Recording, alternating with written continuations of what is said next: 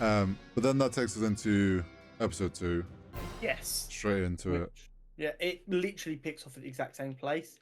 It's almost like they made it initially to be like an hour-long episode, like the first episode of the first season was, but they decided to split it into. I think what it was is like they obviously clearly had this episode plan of like release scheduling, and they're like, okay, well, we want to do a double episode on the first day. Let's just make an episode that is like a 2-episode length, and we'll just cut it in the middle, and it's like part 1, part 2. They did it with some episodes in Clone Wars animated, so Yeah.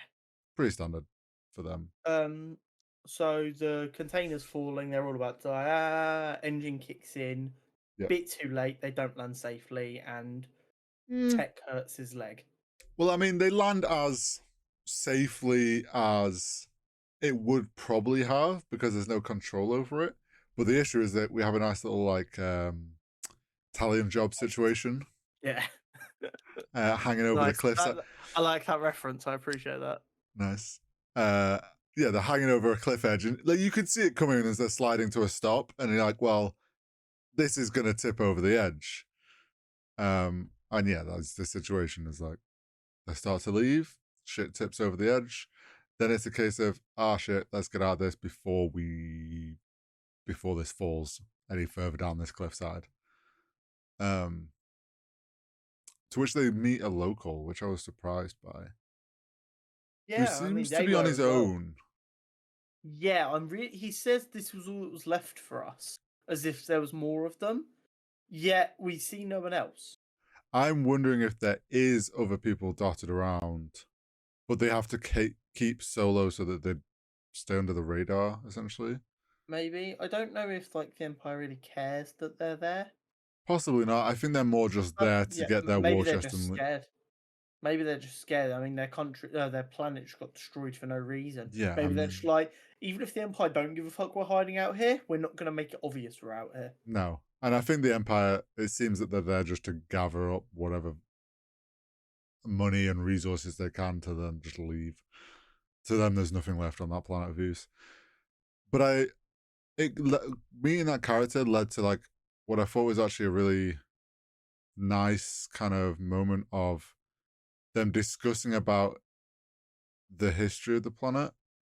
And I think it's Tech calls it the Separatists' history or Separatists' data. And he's like, well, no, we were here before the war began. We lived on this planet before the Empire was a thing. And it's like, oh shit, yeah, like the clones obviously have one perspective on people of that, like they were trained, these are the separatists, these planets are separatist planets, like they're the bad guys. They're not really trained or given the chance to think like, oh, these are genuine people behind this that were here before all this war shit began. It was once again one of them Star Wars holding a light up at everyone and going, just because someone's on the other side to you doesn't mean they're not people. Yeah. Literally. Which I mean, good Star Wars has always done. Yeah. And praise the beings and powers that be. It's getting more common again with your Dave. Andors and your Bad Batches. Yeah, I mean, yeah. Good old Dave. We know who it is. It's Dave. And I think that more human aspect is what I like so much about the Clone Wars. Yes. It focuses on them topics. And it also just adds more depth to the world that like you don't really stop and think about with the films, because the films have to move through stuff so quickly, essentially. Yeah. So yeah, I thought that was a really nice moment.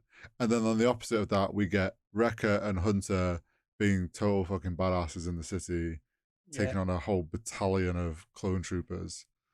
Not giving a single fuck. Yeah, and then Wrecker becoming an actual tank, which I loved. I loved that he did that. Hori, do you want to put together a D&D campaign for us and friends, and we'll play as the Bad Batch? There is Star Wars sort of D&D / roleplay. Like there's pre-built like rules and stuff for it. You can do stuff in the Star Wars world. Shotgun Wrecker. But Wrecker just being an absolute tank with the fucking battery pack was sick. Um, Wrecker just has these brilliant moments in a lot of episodes where he goes from being this like lovable goof who you forget is like a big like monster, and you're like, oh, that's Wrecker, he's sweet. And then he just has these moments where it's like, okay, I'm sick of this now. I'm just gonna fix it, and then he Yes, just that runs and gets well, something it's done. he's like that intelligence level of like, or his character is where it's like, oh, we need to get a tank to escape. None of the tanks working. He's just like, battery, big gun. I strong to hold big gun. I shoot big gun, and literally just as like becomes a moving walking tank The himself. simplest answer is normally the correct one Yeah, vibes. exactly. Um, I also love the fact that like obviously they fight and eventually their paths recross, but it's like when they get on the ship, he still has it and he puts it out. That weapon, he's going to start using that more this season.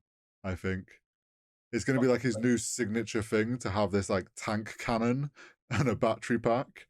What did you think of the slight armor updates? I liked it. I So did liked I. because I'm always a fan of how they've done like clone armors in different colors and that's different battalions. It's always fun seeing like the different designs. So And like also, I think it makes sense to show like the passage of time. They will yes. feel a bit weird about their time in the Clone Wars now Well yeah, it's because like they're now the also bad guys. it's their way of showing like the color thing I think do you know what I actually think it is? I think the color stuff is Omega coloring their suits in.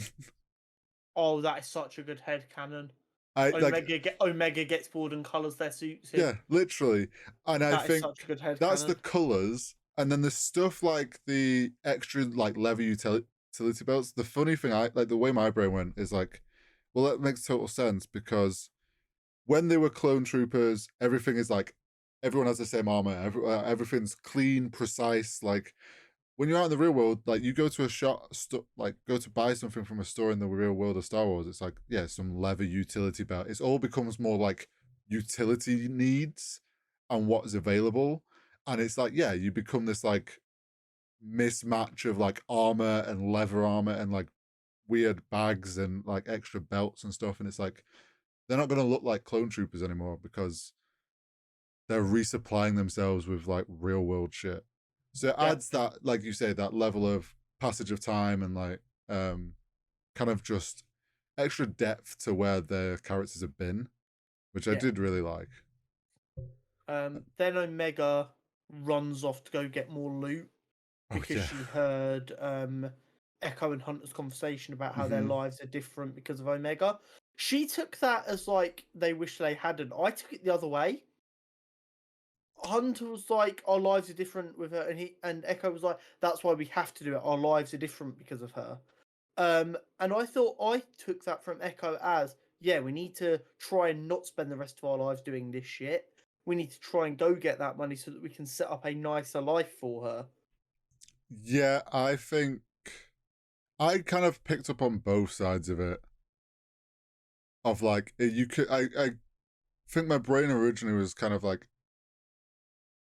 that's a bit harsh to like say. I thought he meant it more at first anyway that they could have escaped and been chill hiding pretty well if they hadn't gone back and got Omega and had to go through all that. But then also it's like, hang on, no, he just means in a sense of like they need to do this job to get them all out of that situation Yeah, now. Obviously Omega being a kid, you hear someone say, "Oh, because of you," yeah. kids think, This "Oh, I've done doesn't sound something." like a good thing, does it? No, so Um, yeah, and then they all have to do the. I don't. I hope this kind of plot device doesn't become too regular. It happened enough in season one, but I'm ready for them to move on from it. I'm kind of over the something goes wrong. Omega goes to try and do it how they were going to do it initially, and does it by herself. So then everyone has to go and save her. I think what we're gonna see is like at the end where he's like telling Omega to like let it go. Like we don't like you don't need to get that. Let it like understand like you basically being like understand you aren't don't have to fix something that need like doesn't actually need like you're taking blame for something that isn't and trying to deal with it yourself. I think we're gonna see her character develop to being less of that run off and try and deal with it on her own, and realizing them as a team is more important than her like feeling the Yeah. need to fix a job when it goes She wrong. needs to fully become integrated with the squad. Yeah. I think we're gonna see that development this season, and that was kind of like a hint towards that at the end of episode 2. Yeah. Then we got the new clone captain with like the black shoulder corner piece. Yeah. I can't remember his Um, name now. I think it'd be on with an A or something. talking to, oh, I forget his name, Rampard. Why something like that. One of the I think, Imperial yeah, boys. the main bad guy of the Bad Batch lot. Bad Batch series. And he was like, I think there's a problem with your report. You said, yeah, it's Rampart. Mm. Um, you said that Clone Force 99 was there, but that's not possible because they died on Camino. Yeah, I killed them. Yeah. And he was like, no, I'm pretty sure they were there. I think you got bad intel, sir. And he's like, yeah, we're going to change that report because we don't need Tarkin thinking I fucked up. Yeah. Also, Well, he says that, and then it's like the clone stood there, and it's like the clone being like, because they're like essentially programmed to think a certain way, like by the book. Like, it's like you could see it sort of like erroring, being like, hang on a second, no, I'm not gonna lie, that's against my like programmed morals. I can't go against the book. That's wrong. Oh well, that's a shame. Boom. Guess no one's gonna know. Basically, like we'll just I'm end changing that it now. either way, whether you want to agree to it or not. You haven't got a choice. So So I think this season's going to be interesting because I think it's going to start off with Rampart trying to hide that the Bad Batch even exist, and then they're going to be making so much noise. He's going to be like, "Well, now I just have to kill you." well, what I think is going to happen is he's going to try and use non-empire means to get rid of him. Like he's going to hire bounty hunters or other people, like Bit, secretively. bit of Cad Bane cutting about. Yeah, trying to hunt them and get rid of them quietly. And like you say, they're going to end up bumping, like they're going to cross paths with the clones more and more. And this kind of like in unintentional, probably for the Bad Batch, like they're trying to keep away from them, but they're going to have to keep doing stuff. That it's going to get to the point where he's like, fuck, I'm going to have to like officially do something about this now. Or Thrawn's going to come at him and be like, the fuck is going on? Like, some shit's going to go down. Yeah, it's going to be a interesting one for sure, and I am excited to see what kind of shenanigans we get.